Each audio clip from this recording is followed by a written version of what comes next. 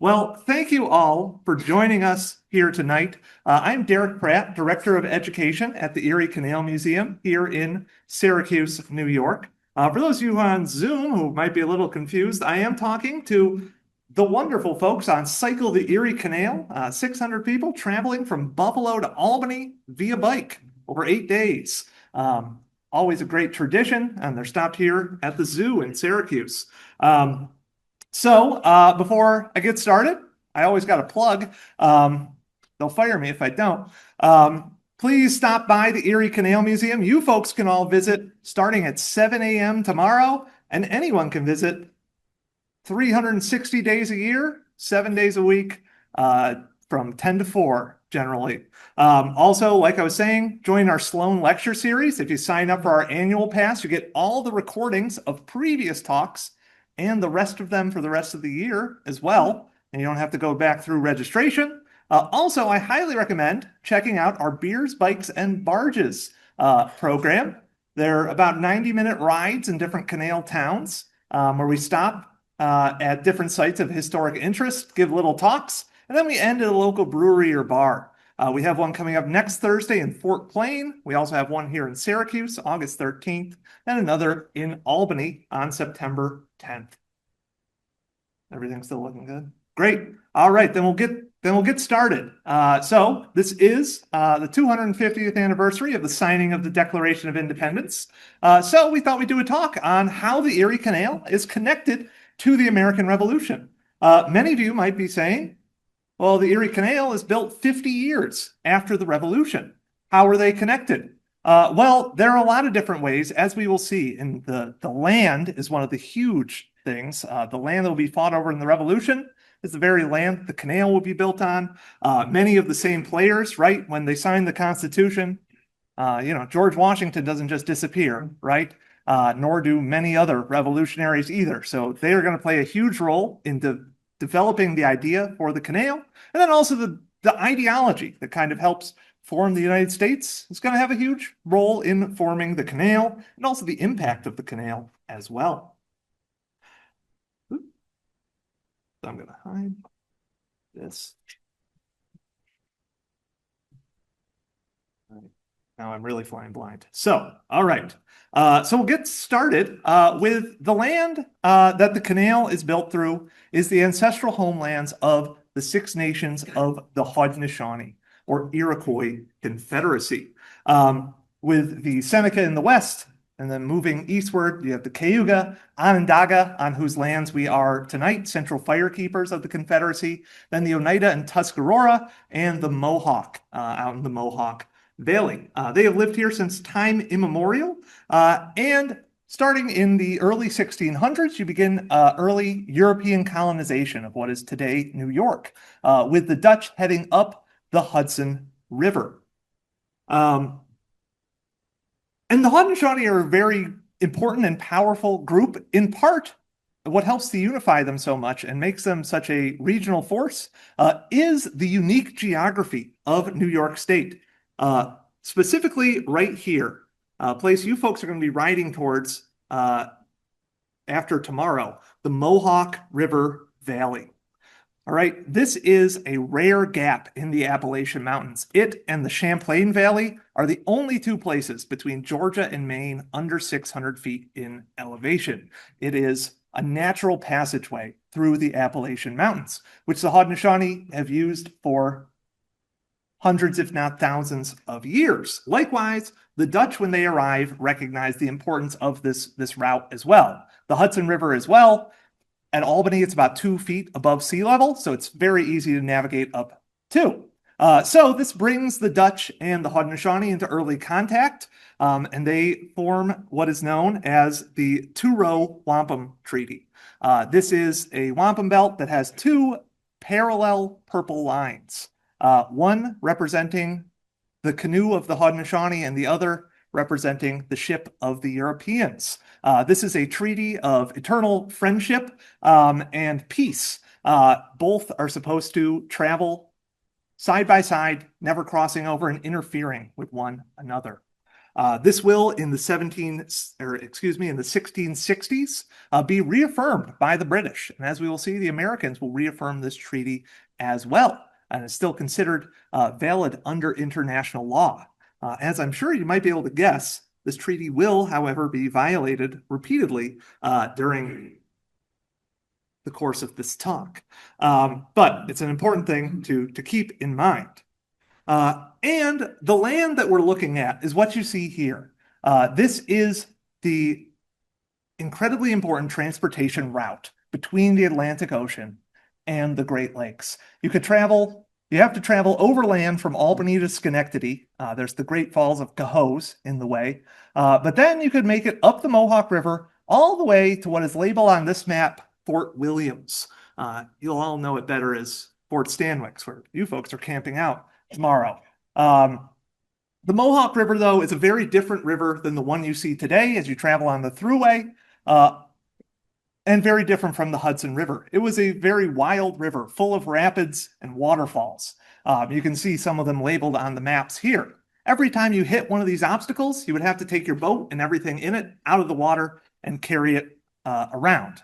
So these become kind of crucial choke points. That's why there's so many forts. And that's why what's Fort Williams there and Fort Bull exist. They guard the critical passage, what's known as the Great Carrying Place, between the Mohawk River and what's known as Wood Creek, a small stream that feeds into Oneida Lake and into the broader Oswego River system that can take you to Lake Ontario. This route, while imperfect, is one of the best routes between the interior of the continent and the Atlantic seaboard.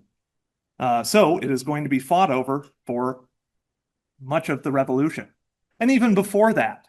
So an important precursor to the Revolution is the French and Indian War, or 7 Years' War, as it's known globally. It's a global conflict, but New York plays a pretty important role. Both the Champlain Valley, you have battles at Fort Carillon in 1758. That's a French victory. But the English win in the same location the next year in 1759 and rename the place by the name you're probably more familiar with, Fort Ticonderoga, which guards this important Lake Champlain passageway. Likewise, Oswego sees a important battle at it in 1756. That's right over here. And in 1759, the British will capture Fort Niagara on their way to winning the war, ultimately. And the war ends in 1763, which is a really important year for our talk. Because after that, the British have to figure out what they're going to do with all this new land they've acquired. They have taken all of French Canada in their as spoils of war. And there's a new post-war settlement. They have also had a number of indigenous allies fighting with them against the French, and their rights have to be recognized by the British as well as their colonies. So what you see on this map is critical to kind of the precursors to the Revolution. This is what's known as the Proclamation Line of 1763. And essentially it's an agreement that says these European colonists will not move past it. The lands to the west of that line are reserved for the various indigenous nations along it. The man in charge of kind of enforcing this peace is this man, Sir William Johnson, the British Superintendent of Indian Affairs. He has a very strong relationship with the Haudenosaunee, especially the Mohawk. He has a number of romantic relationships with several Mohawk women, notably Molly Brant, who becomes his common-law wife. She is the older sister of one Joseph Brant, who will be re-entering the story. And he's able to kind of, through the large amount of trust he gains with the Haudenosaunee as well as with the colonists, he's able to kind of broker a number of peace deals as American colonists keep pushing past the line. In fact, 1 year after the creation of this line in 1764, they have to write a whole new treaty. The Treaty of Fort Stanwix is created. 4 years after, the Treaty of Fort Niagara, 1768, you have the Treaty of Fort Stanwix, which again readjusts this line a bit. Towards the end of his life, William Johnson starts to take advantage more of his good relationships with the Haudenosaunee, becoming a major land speculator, especially right here in central New York. He actually acquires some deeds to the area around Onondaga Lake. Put a pin in these translators who develop good relationships with the Haudenosaunee, eventually taking some land for themselves. But Sir William Johnson, though, dies in 1774. There's this constant pressure by American colonists who want to keep expanding further and further into the continent. And it is an important grievance, especially for New York State colonists, for why they want to declare their independence, or at least begin the revolution. And who knows what would have happened if William Johnson had survived, but he dies in 1774, right at this critical moment, and everything kind of explodes on the western frontier as it is. And there's growing dissent amongst the colonists about the imposition of this line of proclamation. All right. And 1 year later, after William Johnson dies, the revolution breaks out. That Lake Champlain corridor has some important moments, including the capture of Fort Ticonderoga very early in the war in 1775. But really, that was bound to happen. In 1777, that's when the Mohawk River Valley and the land that the canal is going to pass through really takes center stage. That's when the British come up with a plan that they're going to divide the colonies in half by taking New York. One army was supposed to head up the Hudson from New York City, another led by John Burgoyne down the Champlain Valley, and another led by Colonel Barry St. Ledger of around 1,000 men was supposed to head down the Mohawk Valley. And they were all going to meet up around Albany. And once they had captured New York, the colonies would be split in half, right? You'd have New England and then the South. Thought was, they'd kind of fall apart. We've all seen the Ben Franklin cartoon, I imagine. Barry St. Ledger's column is about, again, 1,000 men, a mixture of British regulars, loyalist militias, Hessian mercenaries, and indigenous allies, many of them Mohawks and Senecas. And they're going to besiege what you see right here, that critical point in that transportation across the state, Fort Stanwix. The garrison is commanded by Peter Gansevoort, but the second in command at the fort is a man who will show up again and again in our story, Marinus Willett, who plays an important role in the battle. He's going to lead some critical counterattacks against Barry St. Ledger's forces. He will also eventually escape from Fort Stanwix to go get help from the rest of the Continental Army. But that's getting ahead of ourselves. Before he heads out, another messenger is sent out calling for aid for Fort Stanwix, now under siege. They recognize if they lose Fort Stanwix, you essentially lose the Mohawk Valley. So the Tryon County Militia is called up. Their general is the man pictured there, Nicholas Herkimer. Herkimer is an interesting character. He is descended from Palatine Germans. These were Germans who were fleeing religious persecution in the early 1700s who settled in the upper Mohawk Valley. Herkimer primarily spoke German, as do most of the Tryon County militia that forms. There's this deep German history in the Mohawk Valley. And Herkimer relates to our story as well because his family became so prominent and wealthy because they controlled the portage rights around the Little Falls. So when you have to take your boat out around the Little Falls, it's Nicholas Herkimer who's making all the money off of that. Additionally, he was one of the largest enslavers in the Mohawk Valley as well. So that's another way he generated his wealth. But he's in charge of the militia, and he marches a column of around 1,000 militiamen, 800 to 1,000, the estimates vary, as well as 50 to 100 Oneida warriors start marching from around like the Fort Plain area, Little Falls area, towards Fort Stanwix. However, the British are aware they're coming, and they set up an ambush for them at the Oriskany Creek. This becomes the Battle of Oriskany, which is one of the bloodiest battles of the Revolution. Per capita, it is the bloodiest battle of the Revolution. It is a brutal fight. You can see here it's a very confused fight. Remember, there's all sorts of different folks fighting, right? The British have regulars, militiamen, Hessian mercenaries, indigenous soldiers. Likewise, there are indigenous warriors on the side of the Patriots, as well as all of these like German-speaking patriots, right? A very large proportion of this critical battle of the American Revolution is fought with both sides speaking German, right? Which is an interesting, thing to think about, right? One man who was there, Governor Blacksnake, a Seneca who would eventually become involved in canal litigation about 70 years later, said, quote, "We met the enemy at the place near a small creek. It was here I saw the most dead bodies that I ever seen.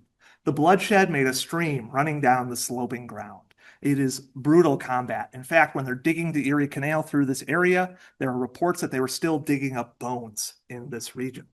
And ultimately, it's kind of a draw. Both sides end up withdrawing from this battle. It's really a stalemate. However, it is strategically very important for the Americans. Marinus Willett, like I said, gets out of the fort, heads over to the Continental Army, meets a guy you may have heard of, Benedict Arnold, and says, "We need help." And Arnold leads a column up the Mohawk River. St. Ledger, his troops have been pretty bloodied in this fight, knows we can't really afford to have more battles like Oriskany, so decides to withdraw. And Fort Stanwix is freed from its siege, which frees up its garrison, as well as that column under Arnold, to head back down the Mohawk River and join the rest of the Continental Army at a little town called Saratoga, which becomes the turning point of the Revolution, when the American forces defeat John Burgoyne and convince the French that they actually have a chance of winning this thing, right? So the Battle of Fort Stanwix is critical in the overall story of the American Revolution. It's also important in the history of, the Battle of Oriskany is very important in the history of the Haudenosaunee. Now, the Haudenosaunee are governed by the Great Law of Peace. It was created by the peacemaker in time immemorial, which brought the Six Nations together in an alliance where they wouldn't fight one another. However, Oriskany kind of throws that out the window. But we need to talk a little more about Haudenosaunee involvement in the Revolution. At the beginning of the war, the Confederacy overall declares themselves neutral. However, they operate on a system of, oh my God, I'm drawing a blank on the word.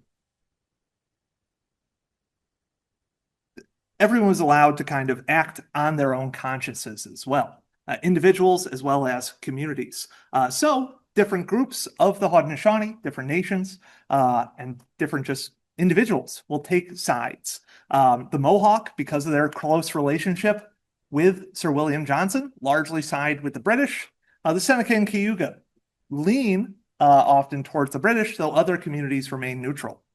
The Oneidas, meanwhile, will opt to side with the Americans, as will the Tuscarora, while the Onondagas truly stay neutral, though some scholarship is finding that they were probably leaning towards the Americans for a long amount of time.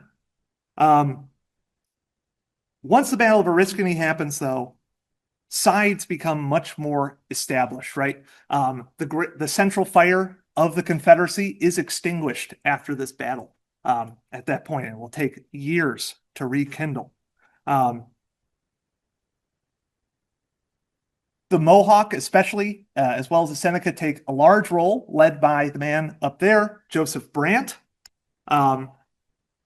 Meanwhile, the Oneidas will play an important role in aiding the Americans. You see down here a recently coined U.S. gold dollar commemorating Polly Cooper, who, along with around 50 Oneida warriors, traveled down to Valley Forge with much needed corn for the starving U.S. soldiers down there, as well as, fighters to help aid in their cause. Polly Cooper so impressed George Washington that he actually made her his personal chef. And the Oneidas are very proud to this day of being America's first allies. They join America before France does. And they're doing this for reasons too, right? So the Mohawks have largely had a lot of their land dispossessed. The Oneidas see that they're next kind of on the chopping block, and they hope that by allying with the Americans, if they win this war, they will be treated fairly and honorably by the Americans. Give you a guess how well that plan goes. The Onondagas, though, remain, again, neutral. Fast forward to 1779. Well, really, the winter of 1778, 1779, there's intense violence in the Mohawk Valley. The revolution in New York is a civil war. Full stop. The Mohawk Valley has loyalists and patriots in it, as well as competing Haudenosaunee. There are two different civil wars occurring here at the same time. Plus, the British versus the colonists as well. So there's a lot of really kind of heinous acts occur between both sides. There's the Battle of Wyoming happens, what's known as the Cherry Valley Massacre as well. And by 1779, it's decided that something must be done with this northern frontier. So it starts off with what's known as the Van Shake Raid. This is in April of 1779. 558 troops under Colonel Goose Van Shake assemble at Fort Stanwix. Their Oneida allies say, hey, looks like you guys are about to go to war. How can we help? And they're told we're going to raid the British up at Oswegatchie, which is up near the St. Lawrence River. That's actually not what the plan is. It's just a ruse because the Americans very much know the Oneidas will not go along with this. Those 558 men are instead going to march right about where we are now to Onondaga and launch a surprise attack against the neutral Onondagas. On April 21st, they will attack Onondaga, and it's a massacre. 12 are killed, 50 more are taken prisoner. The community is burnt to the ground, including that central council house of the Haudenosaunee. And this is only a prelude to the much larger campaign that's going to travel throughout New York in 1779. This is the Sullivan-Clinton campaign. General James Clinton, you can see it in this map, takes his army up the Mohawk River, then down to Cooperstown and down the Susquehanna River, where he meets up with the army of General John Sullivan, who had gone up the Susquehanna. And here are the orders that George Washington provides General Sullivan. The immediate objects are the total destruction and devastation of their settlements and the capture of as many prisoners of every age and sex as possible. It will be essential to ruin their crops now in the ground and prevent their planting more. I would recommend that some post in the center of the Indian country should be occupied with all expedition, with a sufficient quantity of provisions, whence parties should be detached to lay waste to all the settlements around, with instructions to do it in the most effectual manner, that the country may not be merely overrun, but destroyed. You will not by any means listen to overtures of peace before the total ruin of their settlements is effected. It is likely enough their fears, if they are unable to oppose us, will compel them to offer us peace, or policy may lead them to endeavor to amuse us in this way to gain time and succor for more effectual opposition. Our future security will be in their inability to injure us the distance to which they are driven, and in the terror with which the severity of the chastisement they receive will inspire. So Washington is ordering a complete scorched earth campaign. Many scholars call these orders for a genocide. And the combined army, they'll fight one battle at Newtown, and then they'll march around the two main Finger Lakes, Cayuga and Seneca Lakes. They burn around 40 Haudenosaunee villages and 100,000 bushels of corn.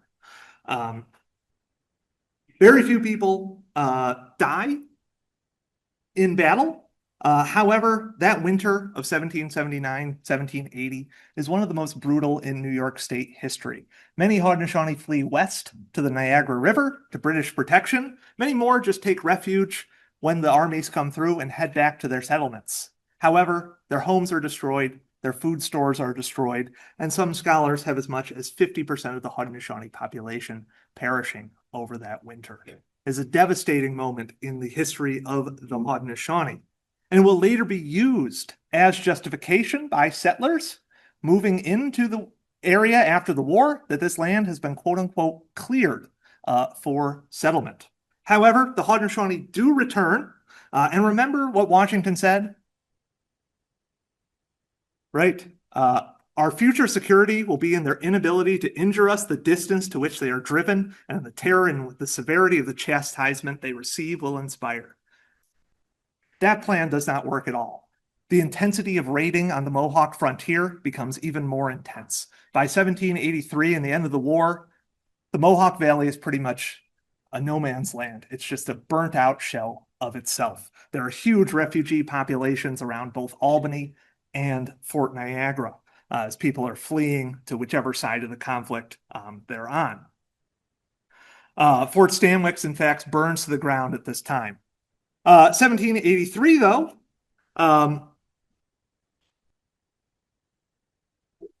we see some more movement on the Mohawk frontier. There's a hope by the Americans that they can capture Fort Oswego up on Lake Ontario. And Marinus Willett is tasked with leading this force, which includes the regiment you see over here. This is the 1st Rhode Island, notable as one of the first integrated military units in American history. And also an interesting look into how New York responds to the Revolution. In 1781, New York State passes its first abolition law, which says that if you served in the New York State militia, you could gain your freedom at the end of the wars. As much as a quarter of the New York State militia at the Battle of Yorktown is black, both freed and enslaved. And New York occasionally keeps that promise as well to enslave people. But this group of Rhode Islanders, they march with Marinus Willett up to Fort Oswego. However, the British knew they were coming, so they turned right back. Fun walk through the snow in January in upstate New York. Not recommended. You guys chose a good time to cycle. I know it's hot, but anywho. Another guy who ends up in the Mohawk Valley in 1783. If any of you have a dollar bill, you probably recognize him, right? George Washington. So he's hanging out down in the Hudson River Valley, waiting for the peace deal to be signed with the British. And he decides he's going to check out this land that's helping to form his new country.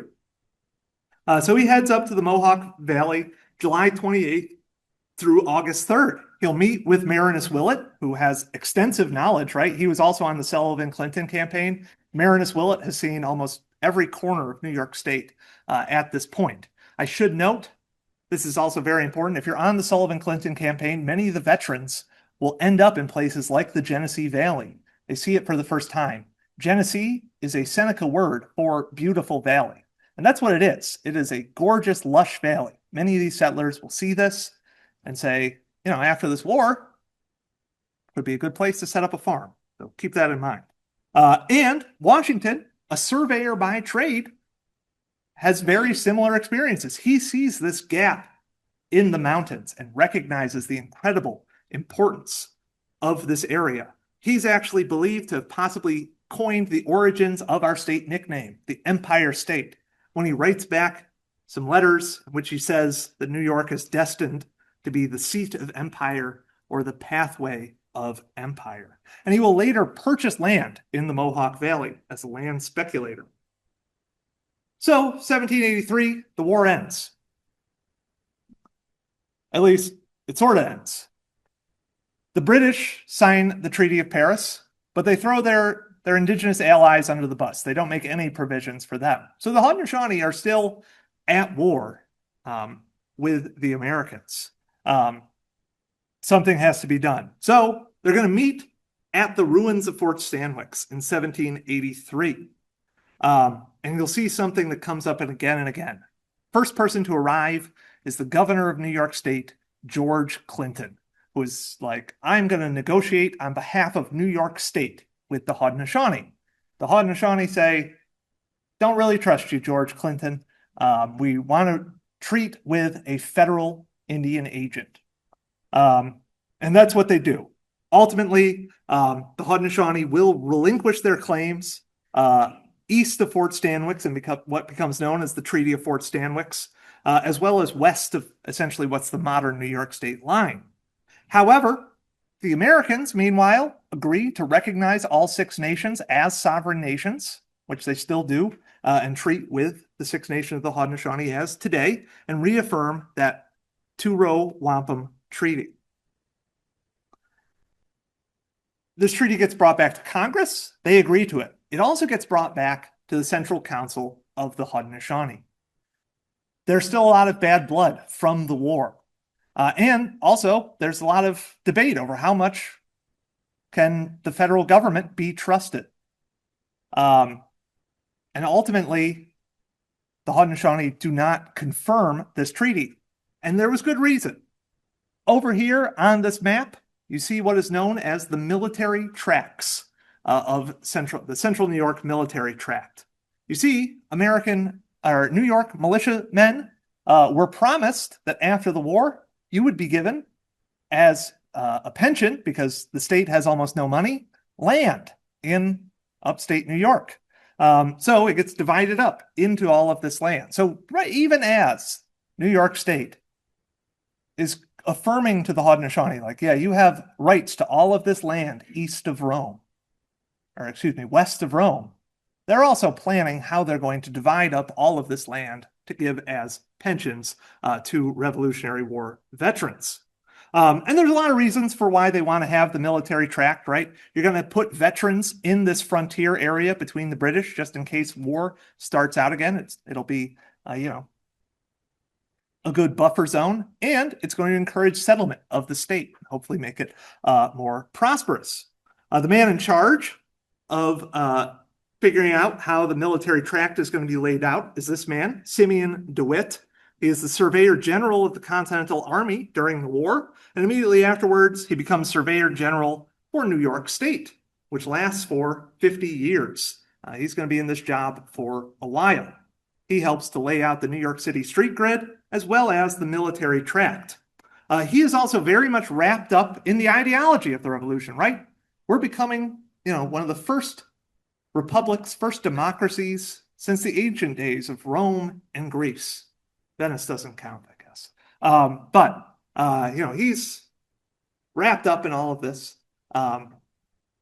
And he's making the maps, so he gets put in charge of naming everywhere.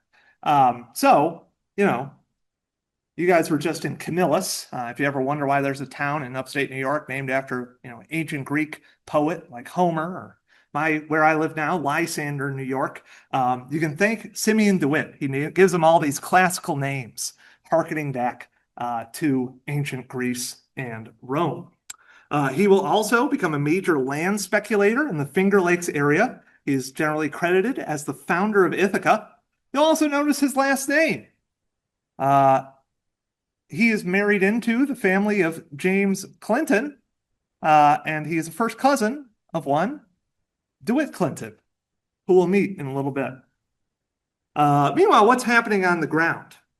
Here in Onondaga County, your first major kind of post-Revolutionary War settler is Ephraim Webster, originally from New Hampshire. He had served at Fort Ticonderoga.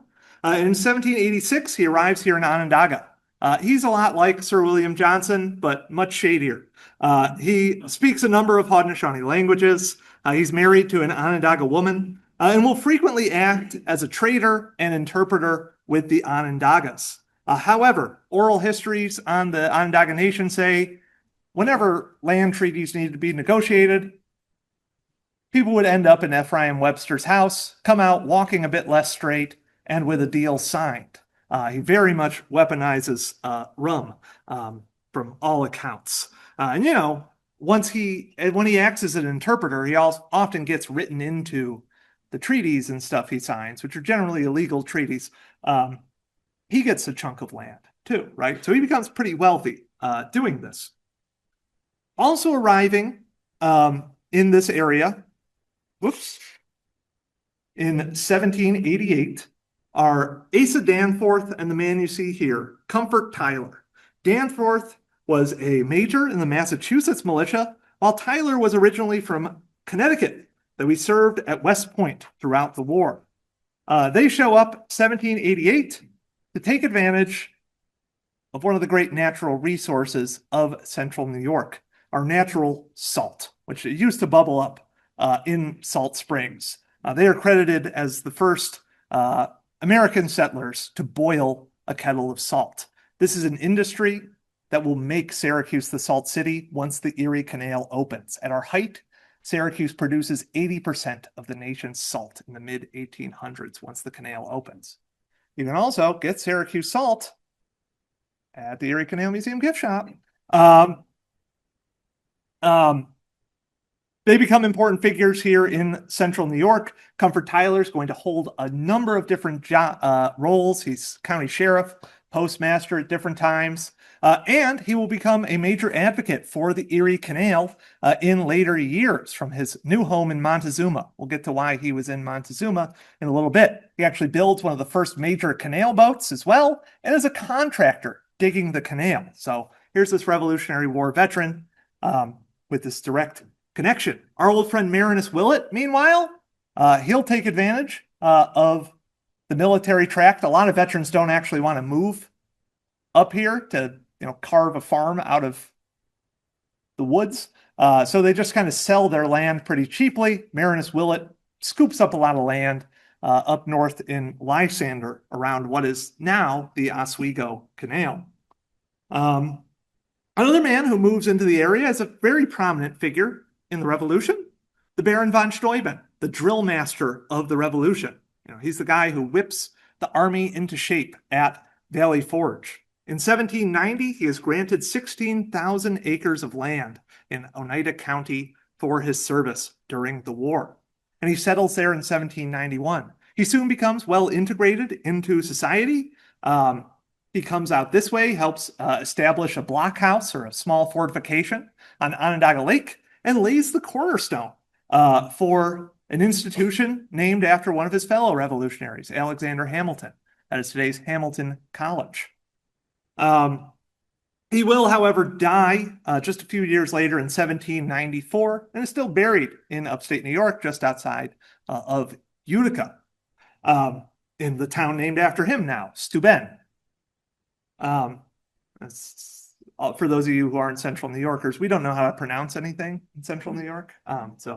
Anywho, and he leaves most of his land holdings to two people, his adopted sons, former aides de camp, Benjamin Walker, who was an early settler of the Utica area, and this man, General William North, who had married into a prominent upstate New York family and will re-enter our story soon. Why are these two men his adopted sons, you might ask? Why do they get all of his land? In the 1700s, most historians agree that the Baron von Steuben was gay.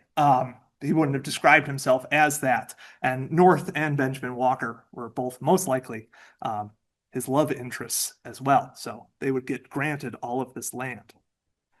And I've already been hinting at it right before. Land speculation is this huge thing on the frontier.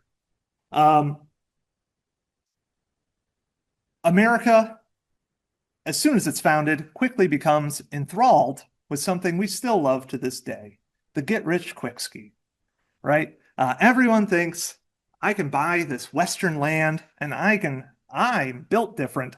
I can establish the next great city of this new country. Though who actually owned New York was up for debate. You see, back in the 1600s, when they were issuing colonial charters, the King of England had never been to America, and he would tell people like Connecticut, for instance, you own all the land from here to the Pacific Ocean. Whatever. If this becomes an issue, I'm the king. However, we didn't have a king anymore, right? And Massachusetts had one of these to the Pacific clauses. in what is now Western New York. Around 6 million acres of New York, pretty much from the Seneca River west, is contested between Massachusetts and New York. It's not settled until 3 years after the war with the Treaty of Hartford, in which New York State is given the rights to own this land overall, but what's known as the right of preemption, the ability to sell the land for the first time and also negotiate with the Haudenosaunee, who actually own the land, is given to Massachusetts. Massachusetts, who has a ton of debt and also sees this is a huge amount of work, says, well, let's just sell those preemption rights, which they do to two Revolutionary War figures. Two men you see here, Oliver Phelps, Massachusetts superintendent of purchases of Army supplies during the war, and Nathaniel Gorham, a Massachusetts politician. He was actually the president of the Continental Congress after John Hancock stepped away to become governor of Massachusetts. I don't know what Gorham's signature looked like, however. But these two pay Massachusetts $1 million in sort of valuable-ish continental currency. They're definitely trying to just rip off Massachusetts when they do this. But even that was a bit too ambitious. They pay $1 million, and 2 years later, they already can't pay back the $1 million. So then enters this man, the financier of the Revolution, a man whose personal fortune helped the Continental Army get through some of its darkest days, Robert Morris. He sees the Phelps and Gorham, they're in trouble, and he buys up half of their purchase between about the Genesee River and the Finger Lakes. However, he saw the mistakes Phelps and Gorham made, namely continuing to own the rights to this land. He immediately sells it to a bunch of British land investors and makes a ton of money. He then buys the rest and sells it to the Holland Land Company. He makes a killing off of this. He'll keep trying to run this scheme until eventually he can't anymore and he dies shortly after being in debtor's prison. But anywho, and that last company I mentioned, the Holland Land Company, is incredibly important to the canal story. So many people forget that in addition to the French, the Dutch were also our allies during the Revolution, and they wanted, the Dutch always love making sweet, sweet money. See New York City. They purchased this land 1792 and 1793. They actually had to work with another Revolutionary War soldier to craft legislation that allowed foreign land ownership in New York. That man, it's Aaron Burr. Wish I could play the music, right? But he helps craft this legislation for them. And they hire as their land agent in 1797, Joseph Ellicott. Ellicott will eventually become the land agent for them as well, in addition to surveyor. He is very important in the canal story. In 1784, he founds New Amsterdam, which will soon after be renamed Buffalo, western terminus of the canal. He will become a canal commissioner as well, and offers to donate a significant chunk of land to New York State to help them finance the Erie Canal, because he recognizes, as does the Holland Land Company, that having the canal connect their land to markets will make that land much more valuable. So he's in it for the long haul.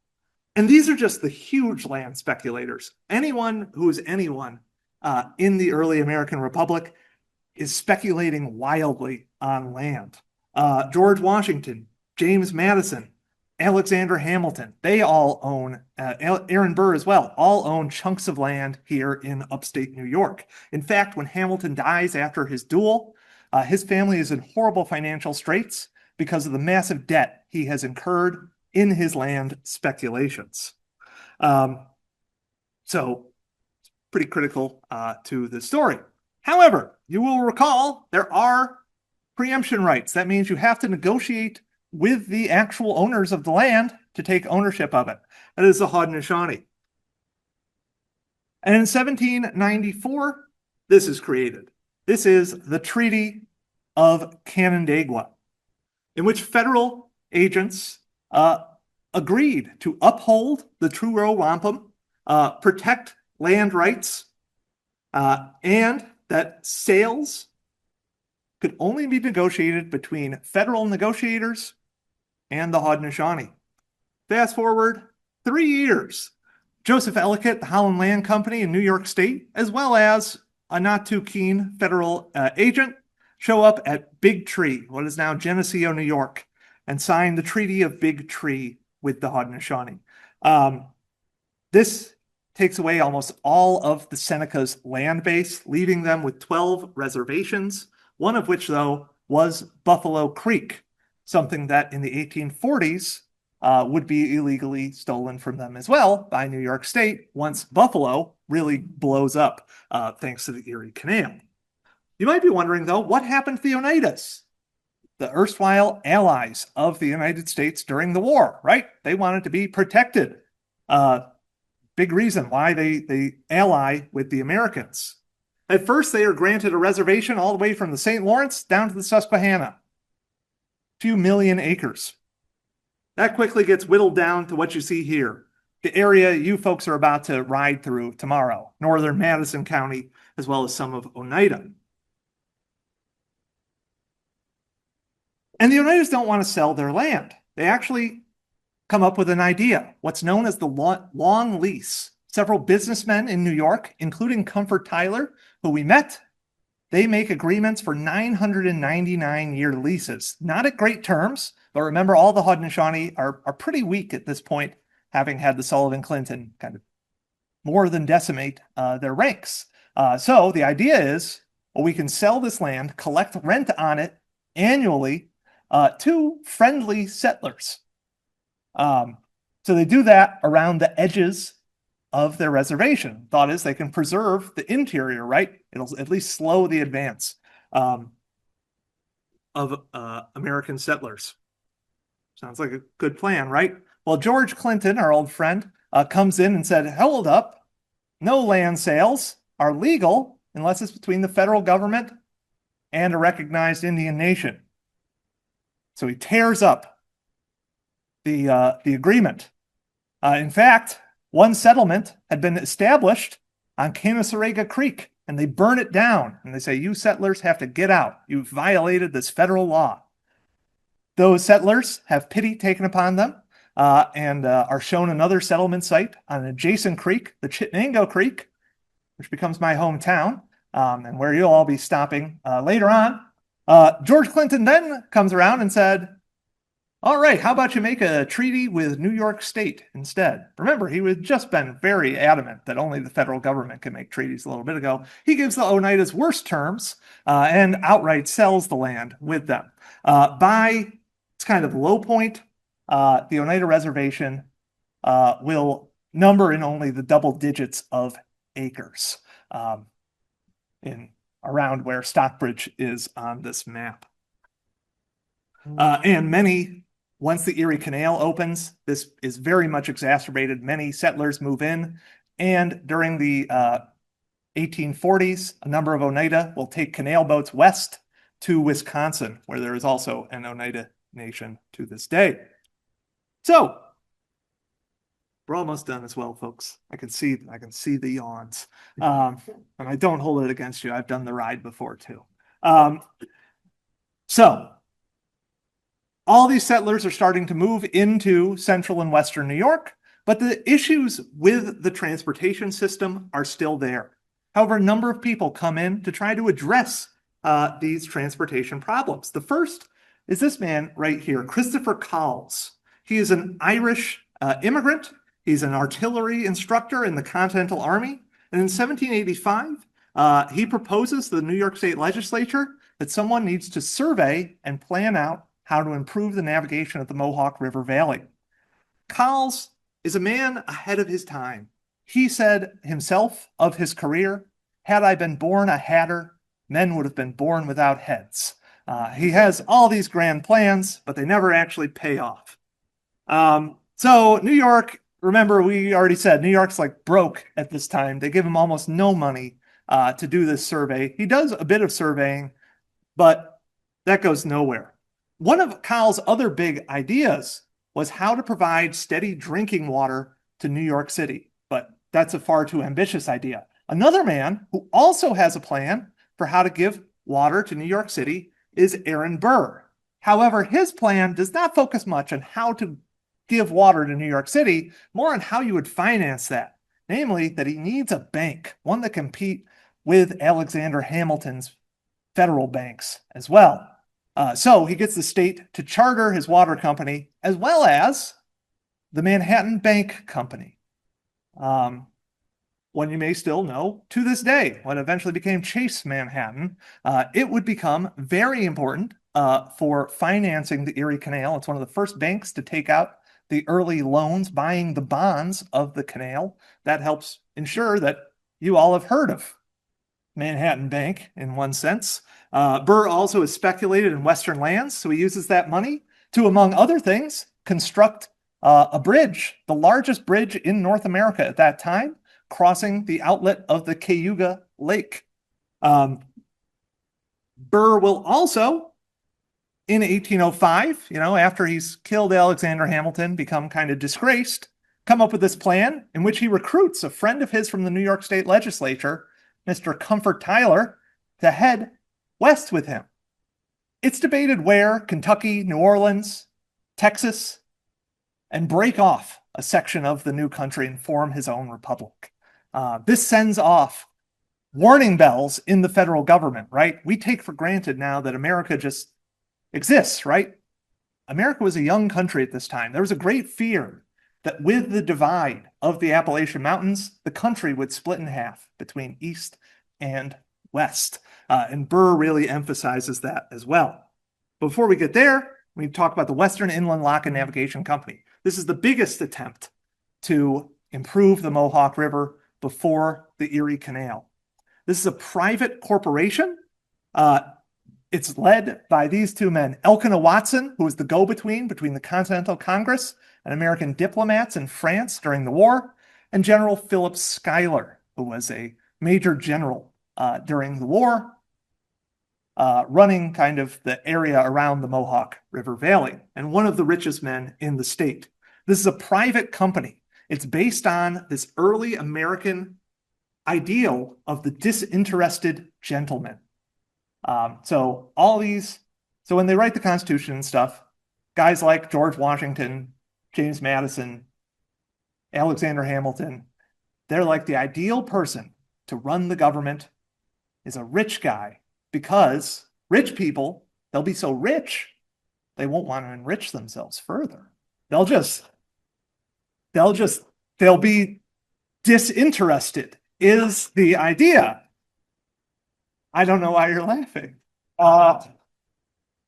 Yeah, so there's a lot of these private infrastructure projects that happen in the country. Washington has his Potomac Canal. Philip Schuyler founds the Western Inland, and he's actually the chief engineer of it at first as well, because he'd been to England before. There were no engineers in the country, and they were like, well, Phil, you've seen a canal before. You get to dig them now, right? Or at least design them. And this company, it gets some prominent folks to invest at first. However, the way investing worked, it was more like IOUs, and they're always kind of financially strapped. And because it's a private corporation, they're always trying to bring back value for the stockholders. As a result, they want to reduce costs, so they cut some corners. Most notoriously, they will build their locks out of wood rather than stone. Anyone know what happens when wood gets wet for prolonged periods of time? And then not wet as well. These locks would rot out every 5 to 10 years. So this cost-saving measure at first ends up costing them more and more money. Likewise, the engineering just isn't there yet. When the snow melts in the spring, oftentimes the works of the Western Inland get washed away. They do have some successes. They build a small canal between Rome and the Mohawk River and the Wood Creek. They build others in the Mohawk River. But ultimately, the company is pretty much a failure. It only turns a profit in 2 years. In those years, I'll talk about that in a minute. But they learn important lessons, including that there's this great hesitancy for government involvement in various projects, right? They've just broken away from the tyrannical king, right? A lot of people don't want centralized government, but it becomes more and more apparent that infrastructure, especially, needs to have state funding. And this becomes even more apparent during the Jefferson administration. His Secretary of Treasury, Alexander Gallatin, comes up with what you see up here, the Gallatin Plan. America, at this point in time, because of the Napoleonic Wars in part, was running a budget surplus. The American government, this may sound foreign to everyone, had so much money they literally didn't know what to do with it. So Albert Gallatin came up with what to do with it, which was build an interconnected series of roads, canals, river improvements, harbor improvements. However, when this actually gets to Congress, a representative from North Carolina will say, well, why should I fund something in New York that's going to benefit them? Likewise, someone in New York might say, why should I fund something in Massachusetts or Connecticut? So this never really happens. And in fact, the two men up at top, Governor Morris and DeWitt Clinton, will repeatedly go down to Washington to try to get this to pass, as will Syracuse's Joshua Foreman. Foreman is told by Jefferson that this won't happen for another 100 years, this canal plan you have. And eventually becomes apparent that New York State needs to build its own canal connecting the Great Lakes to the Hudson River. And they'll form in 1810 the New York State Canal Commission. It includes amongst its members, man, you see up here, Governor Morris. He is a member of the Continental Congress. It is he who pens the Constitution, notably its preamble. Those are Governor Morris's words, as well as our old friend William North. They also bring in an interesting fellow. You can see that the tensions of the Revolution by this point in time are starting to fade away. Thomas Eddy, who had made his fortune supplying the British while they were in New York City. Later, 1 year later, added onto the commission is Robert Livingston, one of the members of the committee that drafted the Declaration of Independence. And also you have a new generation coming in as well, like the man up here, DeWitt Clinton. He is very much a child of the Revolution. He grows up during the Revolution. He graduates in the first class of the newly renamed university in New York City. What had been King's College becomes renamed Columbia. And he is the son of James Clinton, who led that Sullivan-Clinton campaign, nephew of George Clinton, who we've met as well. And these folks are going to fight for a canal. It becomes even more apparent that a canal is needed after what's sometimes called the Second American War of Independence, the War of 1812, where this area becomes a central point in the war as well. Here's the Battle of Queenston Heights, a horrible defeat for the Americans, led by Canal Commissioner Stephen Van Rensselaer, who, if you listen to some of our stops later on, you'll hear more about Stephen Van Rensselaer. And also, the British crossed the Niagara River and burned two towns to the ground, Black Rock and Buffalo. This is also, and the war effort is greatly hindered by poor transportation and poor communication between Washington and the frontier. I mentioned the Western Inland, only profitable 2 years.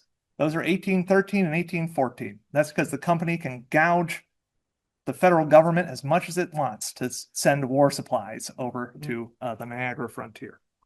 Anywho, so after the war, there's this new sense of patriotism. We've once again defeated the British, at least didn't lose. You have what's known as the era of good feelings. A lot of nationalism sweeps across the country. That Canal Commission really latches on to a lot of the Revolutionary War rhetoric. And they make the argument, right, that the Erie Canal is a continuation of Revolutionary War ideals, right? Especially parts of that preamble to the Constitution, right? I'll just read the preamble here. We, the people of the United States, in order to form a more perfect union, establish justice, ensure domestic tranquility, provide for the common defense, promote the general welfare, and secure the blessings of liberty to ourselves and our posterity, to ordain and establish this Constitution for the United States. The argument here is, right, we almost lost a war. So there's the common defense, right? Everyone will profit from the Erie Canal opening, right? There's the general welfare, secure the blessings of liberty, etc. And in 1817, the canal is authorized. And there's this idea, right? We've seen what America can do in a war now. We stood up to the greatest empire in the world. What can a free people do in peacetime?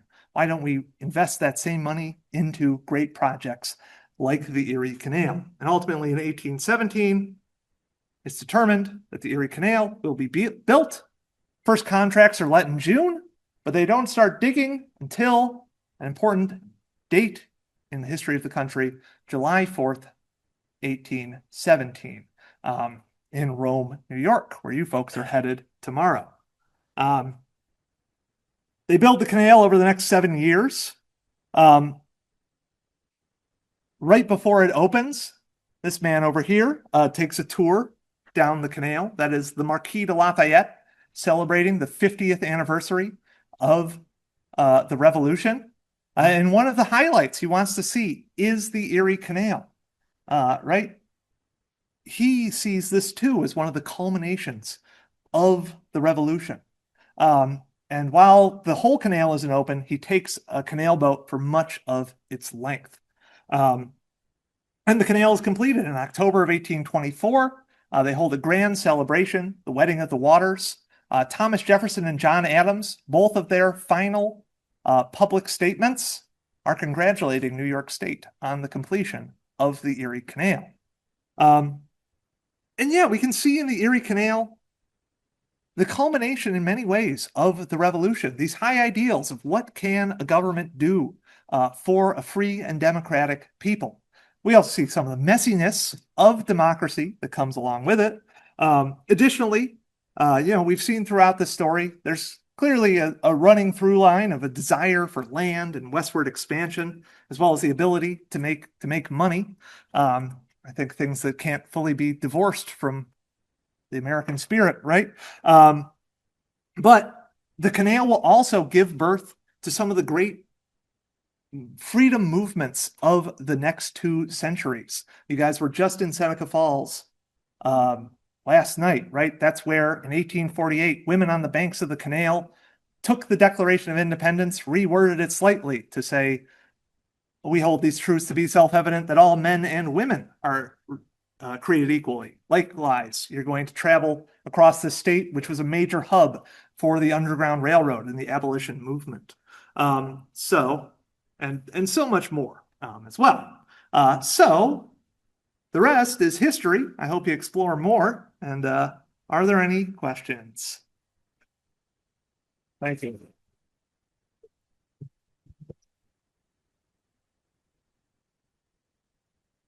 All right, so a question over here.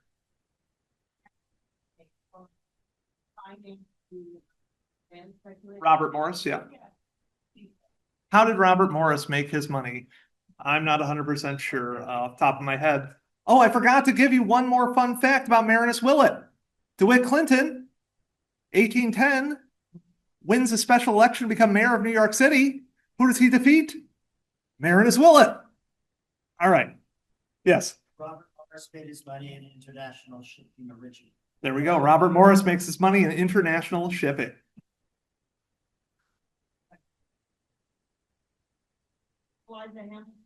Yes, he was.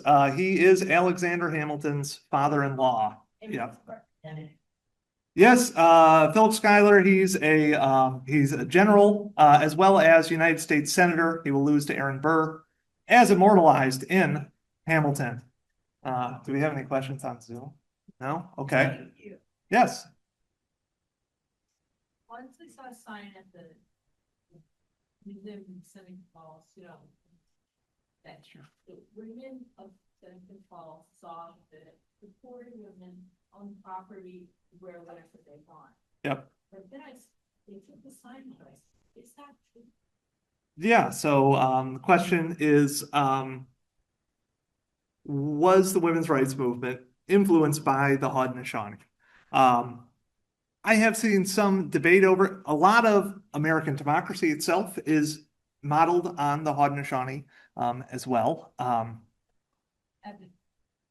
The evidence of that, Ben Franklin, in fact, he is in a conference during the French and Indian War, I believe, where he sees the Haudenosaunee and writes back like it's a pretty good idea. And a lot of American symbolism gets taken over from that. I'm not a full expert on this. I know that that's very well covered. As for so the Haudenosaunee society is a matriarchal society, so women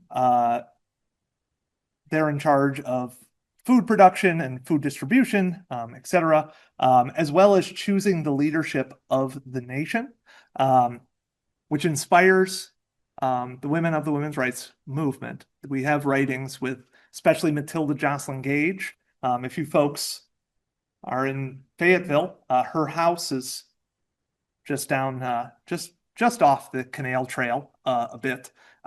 It's now a museum.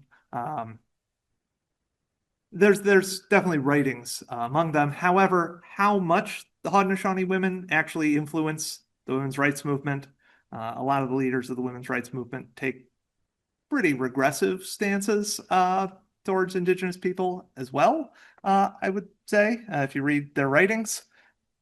So I'd say it's a mixed bag. Sorry if that wasn't a super clear answer, but yes.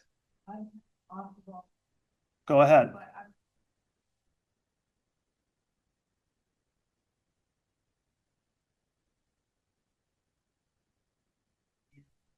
Sure. How does fur trading fit into this? It's definitely a big reason for kind of settler encroachment into Haudenosaunee lands. There's a lot of conflicts over the fur trade. That's one of the big instigating factors for the French and Indian War as well, is who gets to control the fur trade in the Ohio River Valley and stuff. Though it's very linked in. Albany, before it was Albany, under the Dutch, was known as Beverwyck or Beavertown. It exists as a trading post for furs and stuff. So, yeah. Yes. There was a sign along the Erie Canal pathway of Waterway. There was a brawl between the canal team from Texas versus against some of the canal team, I guess, northerner. I do know the question was about a sign about a brawl between two canal boats. I don't exactly know why they were fighting, but oh boy, did canalers love to fight each other. So couldn't tell you exactly why. Do we have an answer? That brawl occurred here on July 9th, 1844, between crews of canal boats Patriot and Texas, as they vied for lead position at the canal lock. So vying for lead position. It was pretty much who got to go through the lock first. Technically, you're just supposed to wait in line, but that was technically. A lot of times, you'd employ a tough on your boat to kind of be the guy who made sure you got through a lock quicker. Because the faster you get through a lock, the more money you made. It's the theory, right? So, and I guess at one instance, someone died because of that. Not sure. Yeah. Remind us how many saloons there were. Yes. Erie Canal in its height. Yes. 1835, a missionary report found there were 1,500 different drinking establishments along the route of the canal.